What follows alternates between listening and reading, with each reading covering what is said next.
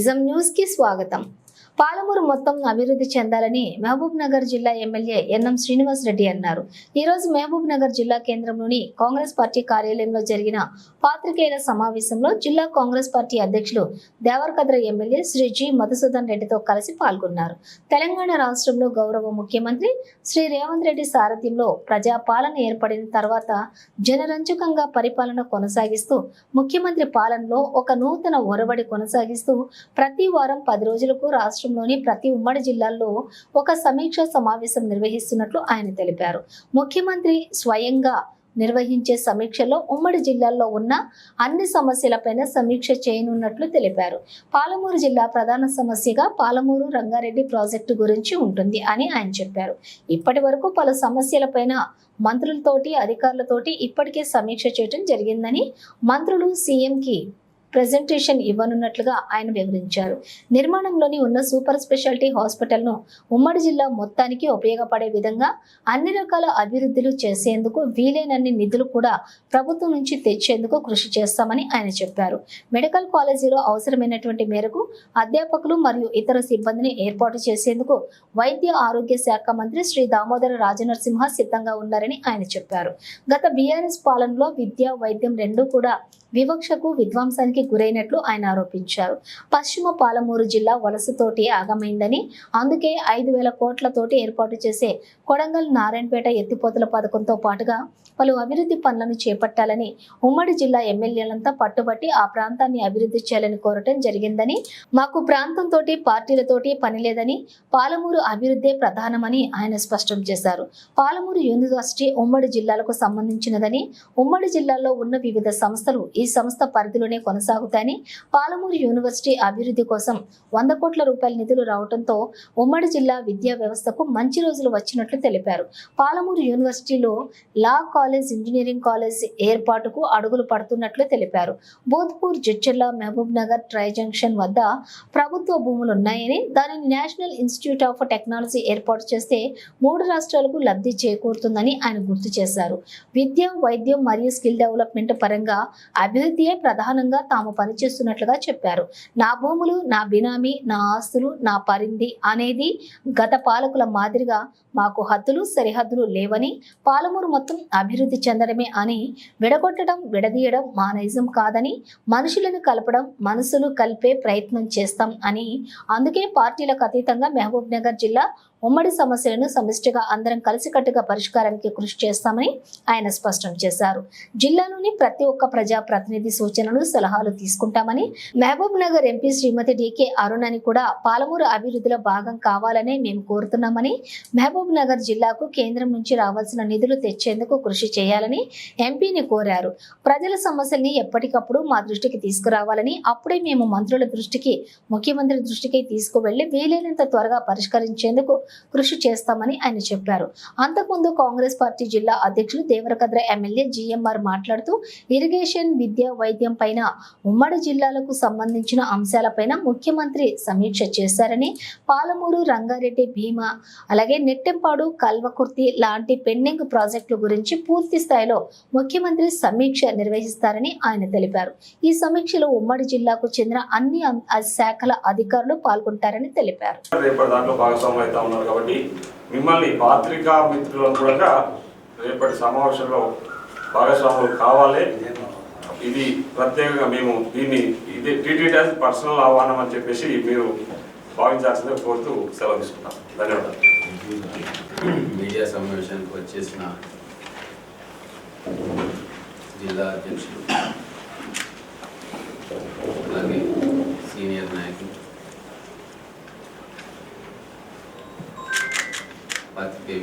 అందరికీ పేరు పేరు నమస్కారం. తెలంగాణలో ప్రజాపాలన ఏర్పడిన తర్వాత ముఖ్యమంత్రి రేవంత్ రెడ్డి గారు, కాంగ్రెస్ ప్రభుత్వం పరిపాలనలో ఒక కొత్త ఒరవడిని ప్రారంభం చేస్తుంది. ముఖ్యమంత్రి గారు వివిధ శాఖల మంత్రులతోటి ప్రతి ఉమ్మడి జిల్లా హెడ్ క్వార్టర్స్లో కూర్చొని ఆ గతంలో ఉమ్మడి జిల్లా పరిధిలో వచ్చిన జిల్లాల నాయకులను, శాసనసభ్యులను, అధికారులను పిలిచి జిల్లాలో ఉన్న ముఖ్య అంశాలేంటి, సమస్యలేంటి క్షేత్రస్థాయిలో ప్రత్యక్షంగా తెలుసుకునేందుకు వారు హైదరాబాద్ వదిలి జిల్లాలో కార్యక్రమాన్ని శ్రీకారం చుట్టారు. గతంలో మనం చూసినాం కేసీఆర్ పాలనలో 10 సంవత్సరాలు ప్రగతి భవన్ గడిని పిలిచి రాలేదు. ఎప్పుడో పోతే కరీంనగర్ జిల్లాకో లేకుంటే ఆయన ఫామ్ హౌస్కో పోవడం తప్ప వేరే జిల్లాలకు పోయి సమీక్ష చేసిన సందర్భం ఈ 10 సంవత్సరాల్లో మనం చూడలే. కానీ ఇప్పుడు రేవంత్ రెడ్డి గారు ఒక నిర్ణయం తీసుకున్నారు. ప్రతి వారం 10 రోజుల్లో ఒక జిల్లాలో కూర్చొని సమీక్ష చేయాలి. ఇది ఒక మంచి పరిణామం. ఆ సమీక్ష జరుగుతుంది కాబట్టి ఉమ్మడి పాలమూరు జిల్లా శాసనసభ్యులు మేమందరం ఇక్కడ ప్రధానమైన సమస్య పాలమూరు రంగారెడ్డి ప్రాజెక్టు కాబట్టి మేము సెక్రటేరియట్లో జిల్లా మంత్రి, జిల్లా ఇన్ఛార్జ్ మంత్రి, శాసనసభ్యులు అందరం కూర్చొని ప్రిన్సిపల్ సెక్రటరీస్, తర్వాత సెక్రటరీ స్థాయి అధికారులు, చీఫ్ ఇంజనీర్స్ వాళ్ళందరితో కూర్చొని సమీక్ష చేయడం జరిగింది. స్పష్టంగా ఎక్కడ లోపాలు ఉన్నాయి, ఎంతవరకు వచ్చినా మనము త్వరగా కృష్ణమ్మ నీళ్లు మహబూబ్ నగర్ పంట పొలాల్లో పారాలంటే ఏం చేయాలి మేము అనే దాంట్లో చాలా స్పష్టమైన కార్యాచరణ రూపొందించుకున్నాం. అధికారుల సూచనలు, శాసనసభ్యుల సూచనలు, మంత్రుల సూచనలు అన్ని పరిగణలోకి తీసుకొని ప్రజెంటేషన్ ఇవ్వబోతా ఉన్నాం సీఎం గారికి. అలాగే ఇరిగేషన్ కాకుండా హెల్త్ విషయంలో దామోదర రాజనరసింహ గారు వరంగల్ సమీక్ష ఉన్నప్పుడు వరంగల్ పోయి అక్కడ హాస్పిటల్ సంగతి ఏం చేయాలని చెప్పి వాళ్ళు కూడా సమీక్ష చేసి సీఎం గారికి రిపోర్ట్ ఇవ్వడం.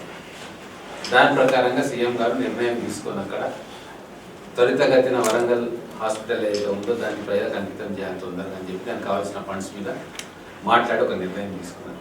ఇక్కడ కూడా మన ఉమ్మడి జిల్లా మొత్తానికి కూడా ఉపయోగపడేటట్టుగా ఇక్కడ ఉన్న హాస్పిటల్ను సూపర్ స్పెషలైజేషన్స్ కూడా దాంట్లో చేర్చి ఒక గొప్ప టీచింగ్ హాస్పిటల్గా దాన్ని మార్చడానికి దామోదర రాజనరసింహ గారు సమీక్ష సమావేశం నిర్వహించి ఈ హాస్పిటల్ లొకేషను దాన్ని మ్యాక్సిమం ఎట్లా యూజ్ చేయాలా, ముందర ఉన్న స్ట్రక్చర్స్ కొన్ని ఉన్నాయి, ఏమాత్రం కూడా హాస్పిటల్కు పనికిరాని స్ట్రక్చర్స్ ఉన్నాయి, అవి వాటిని కూడా తీసి హాస్పిటల్కి సంబంధించిన స్ట్రక్చర్స్ అక్కడ ఎట్లా చేయాలి, దేనికి ఇవ్వాలి అనే దాని మీద కూలంకషంగా అధికారులతో చర్చ జరిగింది.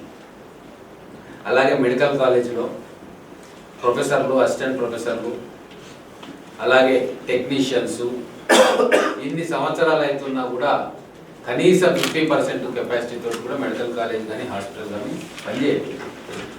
ఈ 10 సంవత్సరాలు నిర్లక్ష్యానికి గురైంది వైద్య రంగం. కేవలం కాంట్రాక్టర్లు బిల్లు దొప్పుకోవడానికి శాంక్షన్ చేసి స్ట్రక్చర్స్ కట్టి ఉద్దేశింది తప్ప ఒక హాస్పిటల్ కావాల్సింది హ్యూమన్ రిసోర్సెస్. దాని మీదనే ఎక్కువ దృష్టి గౌరవ ముఖ్యమంత్రి గారు, ఆరోగ్య శాఖ మంత్రి గారు పెడుతున్నారు. ఒక మార్పు తీసుకురావాలి తెలంగాణ పరిపాలనలో అని చెప్పి శాసనసభ్యులుగా మేము, మంత్రులుగా మంత్రివర్యులు, ముఖ్యమంత్రి అందరం కూడా కోఆర్డినేషన్ తోటి పనిచేస్తాం. మా దృష్టి మా నియోజకవర్గానికి ఏవో నిధులు తీసుకురావాలి అని కాదు, మొత్తం ఉమ్మడి మహబూబ్ నగర్ జిల్లాను ఏ నియోజకవర్గాల్లో ఏం చేస్తే ఆ నియోజకవర్గ ప్రజలు సుఖంగా ఉంటారు అన్న ఆలోచనతోటి చాలా పెద్ద హృదయంతో అందరూ యువ శాసనసభ్యులు ఉన్నారు, చదువుకున్న వాళ్ళు ఉన్నారు, డాక్టర్లు, ఇంజనీర్లు ఉన్నారు. కాబట్టి ఖచ్చితంగా ఒక పాజిటివ్ అప్రోచ్ తోటి మనం ముందుకు వెళ్తాం. మీరు గమనిస్తే కొడంగల్, నారాయణపేట, మక్తల్ ఎత్తిపోతల పథకం 5,000 కోట్లతోటి ఇవ్వాలి అని చెప్పి మేమందరం కూడా కలిసి ముఖ్యమంత్రి గారికి రిప్రజెంట్ చేసినాం. ఎందుకంటే పశ్చిమ మహబూబ్ నగర్ జిల్లా కరువు కాటకాలతోటి, వలసలతోటి ఎక్కువ వలసలు అక్కడి నుంచి పోతూ ఉన్నారు. కాబట్టి శ్రీశైలం నుంచి నీళ్లు రావు కాబట్టి జూరాల నుంచి తీసుకొని అక్కడ 1,00,000 ఎకరాలకు సాగునీరు అందించాలి. ఆ ప్రాంతం చాలా వెనుకబడ్డదని అందరం కూడా ఉన్న 14 అసెంబ్లీ శాసనసభ్యులలో 12 మంది మేము కాంగ్రెస్ వాళ్ళం ఉంటుంది, 12 మందిని చెప్పి అది తొందరగా రావాలి అని చెప్పి కోరుకుంటున్నాం. అట్లనే పాలమూరు రంగారెడ్డి ప్రాజెక్ట్ ఎక్కడెక్కడైతే వస్తుందో ఆ నీళ్లు రానటువంటి శాసనసభ్యులు కూడా ఖచ్చితంగా అది తొందరగా కంప్లీట్ చేసుకోవాలి. మనము జిల్లా బీడు భూములకు నీళ్లు రావాలి అని చెప్పి అందరూ కూడా ముక్తకంఠతోటి దాన్ని కృషి చేస్తాం. నిన్న జిల్లా హెడ్ క్వార్టర్లో ఉన్న సూపర్ స్పెషాలిటీ హాస్పిటల్ దాదాపుగా 10 నియోజకవర్గాల్లో ఉన్న రోగులను కాపాడే శక్తి ఉంటుంది. దీన్ని అత్యాధునికంగా అన్ని హంగులతోటి తీర్చిదిద్దితే జిల్లా ప్రజలు ఉస్మానియా హాస్పిటల్, గాంధీ హాస్పిటల్ పోవాల్సిన అవసరం లేకుండా, నిమ్స్కు పోవాల్సిన అవసరం లేకుండా అందరికీ కూడా ఇక్కడనే మెరుగైన వైద్య సదుపాయాన్ని చుట్టుముట్టు ప్రాంతాల నియోజకవర్గాలకు ఇస్తారని చెప్పి అందరం కూడా దీని ఇంకా నిధులు కేటాయించాలి అని చెప్పి గౌరవ మంత్రివర్యులకు చెప్పినాం. వారు కూడా దాన్ని సీరియస్గా తీసుకొని రేపు బడ్జెట్లో దానికి ఏం నిధులు కేటాయించాలని ఆలోచన చేస్తాం. ఇంకొక అంశం ఎడ్యుకేషన్ సంబంధించిన అంశం. ఇక్కడ పాలమూరు యూనివర్సిటీ మొత్తం జిల్లాకు సంబంధించిన యూనివర్సిటీ, ఒక నియోజకవర్గానికి సంబంధించింది కాదు. జిల్లాలో ఉన్న అన్ని కాలేజీలు పాలమూరు విశ్వవిద్యాలయం కిందికి వస్తాయి. సబ్ సెంటర్స్ కూడా ఏర్పాటు చేసుకున్నాం. కొల్లాపూర్లో ఒకటి, గద్వాల్లో ఒకటి, ఇట్లా రకరకాల ప్లేస్లో పీజీ సెంటర్స్ ఉన్నాయి. వాటి పర్యవేక్షణ కూడా పాలమూరు విశ్వవిద్యాలయం చూస్తుంది. దానికి మా అందరి కృషి, సీఎం గారి కృషి, 100 కోట్ల రూపాయల నిధులను కేంద్రం నుంచి తీసుకొని రాగలిగినాం. ఇప్పుడు అక్కడ జిల్లాలో ఒక ఇంజనీరింగ్ కాలేజ్ ప్రభుత్వ పరంగా, లా కాలేజ్ రావాలని చెప్పి మేము అందరం కూడా కోరుకుంటాము. ఇంకొకటి, నిన్న మాకు కుదిరిన అభిప్రాయం, ఒక నేషనల్ ఇన్స్టిట్యూట్ ఆఫ్ ఎడ్యుకేషన్ ఇక్కడ మన మహబూబ్ నగర్ ప్రాంతంలో ఉండాలి. మొత్తం 3 రాష్ట్రాలకు కూడా స్టూడెంట్స్కి అది ఉపయోగకరంగా ఉండాలని చెప్పి సమీక్షలో అందరం కూడా నిర్ణయం తీసుకున్నాం. 14 మంది శాసనసభ్యులను, 2 మంత్రులు. నేషనల్ ఇన్స్టిట్యూట్ ఆఫ్ టెక్నాలజీ ఒకటి మన భూత్పూర్, జడ్చర్ల, మహబూబ్ నగర్ ట్రై జంక్షన్లో ప్రభుత్వ స్థలం ఉంది, అక్కడ పెట్టాలని చెప్పి నిర్ణయం తీసుకున్నాం. ఇదంతా నేను ఎందుకు చెప్తున్నానంటే, ఇప్పుడు మేము ఎన్నికైన కాంగ్రెస్ శాసనసభ్యులం, ఒకవైపు తెలంగాణ అభివృద్ధి, ఇంకోవైపు ఉమ్మడి పాలమూరు జిల్లాలో ప్రతి ప్రాంతం కూడా సస్యశ్యామలం కావాలి. విద్యా వైద్య పరంగా, ఎడ్యుకేషన్ పరంగా, స్కిల్ డెవలప్మెంట్ పరంగా నెంబర్ 1 జిల్లాగా ఉండాలి అని చెప్పి మేము ప్రయత్నం చేస్తున్నాము. గతంలో మీరు చూస్తే ఎమ్మెల్యేలు, బీఆర్ఎస్ ఎమ్మెల్యేలు మా నియోజకవర్గం, మా ప్రాంతం, మా భూములు, మా కబ్జాలు, మాకు ఇదే ఆలోచించి, ఇది నా రాజ్యం, నా సామ్రాజ్యం, వేరే వాడు రానికి వెళ్ళేది అంతా నేను చూసుకుంటా, ఇక్కడ ప్రజలు బతికినా సచ్చినా నా అధికారంతో, మా శాసనంతో ఉండాలి అన్న ఆలోచనతో వాళ్ళు ఉండి, దాన్ని ఇప్పుడు మేము పూర్తిగా మార్చదలుచుకున్నాం.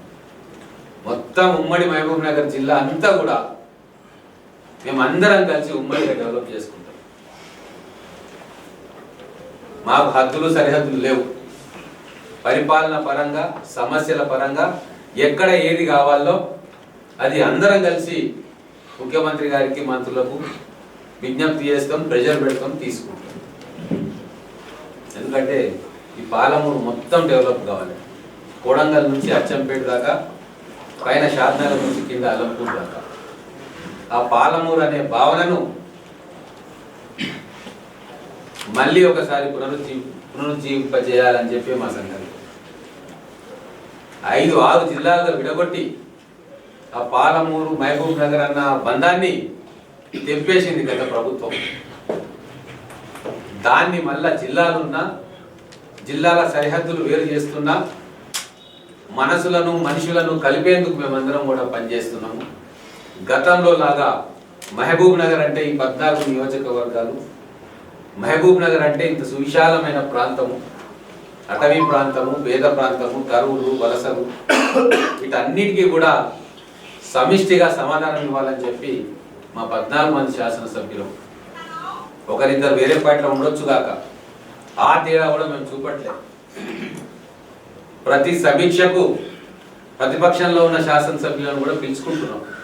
కలెక్టర్ గారికి స్పెషల్గా ఇన్స్ట్రక్షన్స్ ఇస్తున్నాం, అందరినీ పిలవండి, కొత్తగా ఎంపికైన ఎంపీ గారిని కూడా పిలవండి, ఉమ్మడి సమస్యలు ఉన్నాయి, కేంద్రం నుంచి రావాల్సిన నిధులు ఉన్నాయి, రాష్ట్రం నుంచి తీసుకురావాల్సిన నిధులు ఉన్నాయి.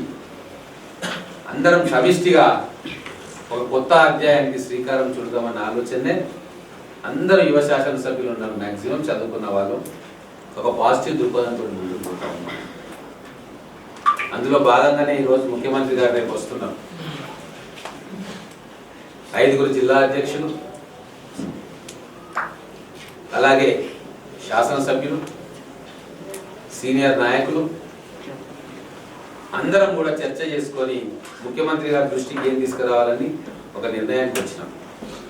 ఒకటి, మంత్రులతోటి శాసనసభ్యుల చర్చలు, శాసనసభ్యులు మంత్రులు కలిసి అధికారులతో చర్చలు, శాసనసభ్యులు మిగతా సీనియర్ నాయకులు కలిసి కార్యకర్తలతో సమాలోచనలు, ఇవన్నీ చేసి రేపు ముఖ్యమంత్రి గారికి ప్రజెంట్ చేయబోతా ఉన్నాము. పాలమూరు సమస్యలు ఏంటివి, ఆ సమస్యలు అడ్డంకులు ఏంటివి, వాటిని ఎట్లా అధిగమించాలి, కావాల్సిన బడ్జెటరీ సపోర్ట్ ఏంది, ఇవన్నీ కూడా అధికారుల ద్వారా పీపీటీ చేసి రేపు ముఖ్యమంత్రి గారికి తీసుకోబోతాం.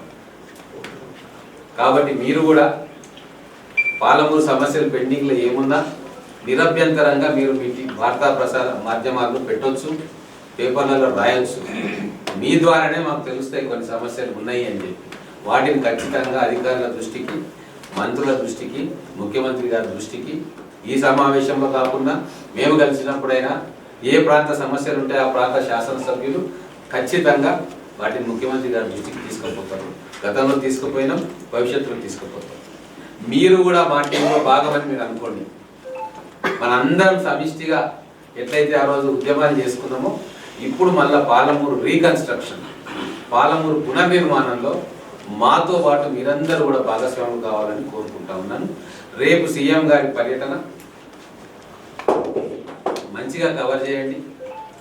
మీకు లోపలికి అనుమతి లేకపోతున్నా మీకు అన్ని రకాలుగా ఇన్ఫర్మేషన్ మీకు వచ్చేటట్టుగా డిపిఆర్ గారితో కూడా మాట్లాడినాం. ఏం చర్చలు జరుగుతూ ఉన్నాయి, ఏ అంశం మీద అధికారులు వివరణ ఇస్తూ ఉన్నారు, ప్రజెంటేషన్ ఇస్తూ ఉన్నారు అని చెప్పి మీకు ఎప్పటికప్పుడు నోట్ అందుతుంది. దాన్ని మీరు తెలంగాణ ప్రజలకు తెలియజేసే ప్రయత్నం చేయాలి. ఒక కొత్త సంప్రదాయాన్ని, మంచి సంప్రదాయాన్ని ఇక్కడ పాలమూరు జిల్లాలో మేము తీసుకొస్తున్నాం తొలిసారిగా. కాబట్టి ఈ ప్రయత్నం తెలంగాణ రాష్ట్రంలో ఉన్న అందరూ కూడా చూడాలా. గత ప్రభుత్వానికి ఈ ప్రభుత్వానికి ఎంత తేడా ఉంది, ఎంత అరాచక అప్రజాస్వామికంగా ఆ ప్రభుత్వాలు ఉంటే, ఎంత ప్రజాస్వామ్యబద్ధంగా అన్ని వర్గాల ప్రజలు అందరు స్టేక్ హోల్డర్స్ను కూడా ఇన్వాల్వ్ చేసి అభివృద్ధికి ఏమేమి చేయాలి అని చెప్పి ఒక సమిష్టి కృషి చేస్తున్న ఈ ప్రభుత్వ పనితీరును కూడా మీరు తెలంగాణ ప్రజలకు వివరించే ప్రయత్నం చేయాలని చెప్పి మా ప్రభుత్వం తరఫున, మా పార్టీ తరఫున మీ అందరికీ కూడా సవినయంగా మనం ఇస్తాం.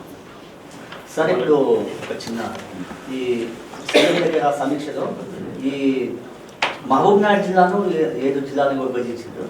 కొన్ని మండలాలు కొత్త మండలాలు, కొన్ని రెవెన్యూ డివిజన్స్ చేస్తారు.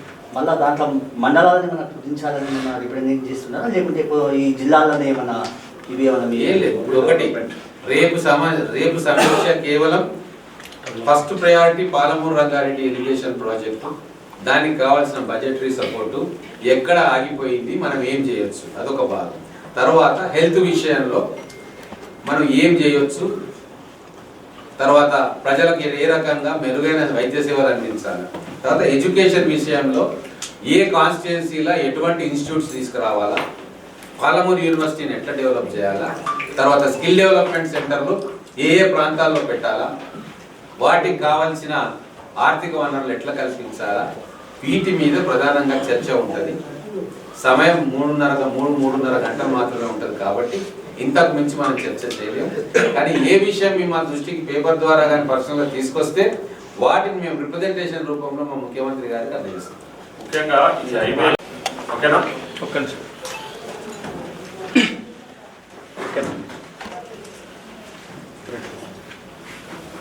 అందరికీ నమస్కారం.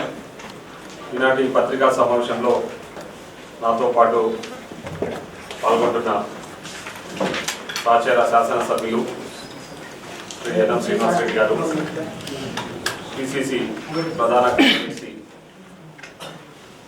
వినోద్ అన్న గారు, సీనియర్ కాంగ్రెస్ నాయకులు ఎంపీ వెంకటేష్ అన్న గారు, జిల్లా కార్యదర్శి సిరాజ్ గారు, ఏపీసీ అధ్యక్షుడు రాహుల్ యాదవ్ గారికి, టౌన్ ప్రెసిడెంట్ లక్ష్మణ్ యాదవ్ గారు, మైనార్టీ ప్రెసిడెంట్ ఫయాజ్ గారికి, కృష్ణ గారికి, ముఖ్యంగా మా మీడియా మిత్రులకు అందరికీ కూడా పేరు పేరున హృదయపూర్వక ధన్యవాదాలు.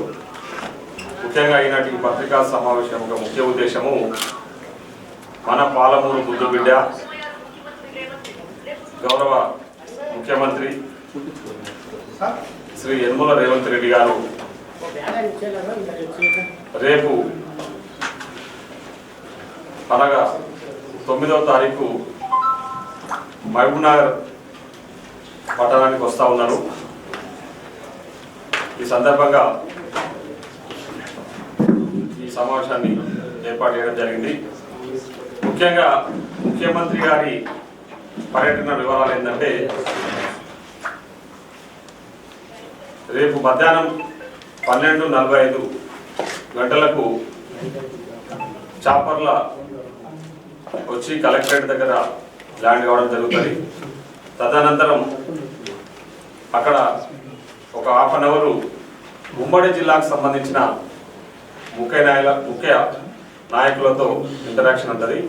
తదనంతరము కలెక్టరేట్లోనే మహబూబ్నగర్ కలెక్టర్ అధ్యక్షతన ముఖ్యంగా ఇరిగేషన్, విద్య, వైద్యం, అదేవిధంగా ఉమెన్ ఎంపవర్మెంట్కి సంబంధించి ఉమ్మడి జిల్లాలో ఉన్న 14 నియోజకవర్గాలకు సంబంధించిన ఇష్యూస్ మీద ముఖ్యమంత్రి గారు రివ్యూ చేయడం జరుగుతుంది. ముఖ్యంగా గత ప్రభుత్వంలో పూర్తిగా నిర్లక్ష్యానికి గురైన ఇరిగేషన్ కానీ, హెల్త్ కానీ, ఎడ్యుకేషన్ విషయంలో ముఖ్యమంత్రి గారు పెద్ద ఎత్తున దృష్టి సారించి దానిపైన రివ్యూ చేయబోతా ఉన్నారు. ఎక్కడైతే పెండింగ్ ప్రాజెక్టులు ఉన్నాయో, ముఖ్యంగా పాలమూరు రంగారెడ్డి, నెట్టెంపాడు, భీమా ఫేజ్ 1, ఫేజ్ 2, అదేవిధంగా కోయిల్ సాగర్ లిఫ్ట్ ఇరిగేషన్ కానీ, కోయిల్ సాగర్ పెండింగ్ పనులు కానీ, మరియు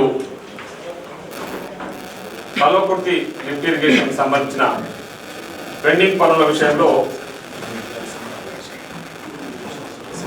ఆ వర్క్లన్నీ ఎందుకు పెండింగ్ ఉన్నాయి, గత ప్రభుత్వంలో ఎందుకు నిర్లక్ష్యానికి గురైనాయి అనే విషయాల మీద పూర్తి స్థాయిలో ముఖ్యమంత్రి గారు రివ్యూ చేయబోతా ఉన్నారు.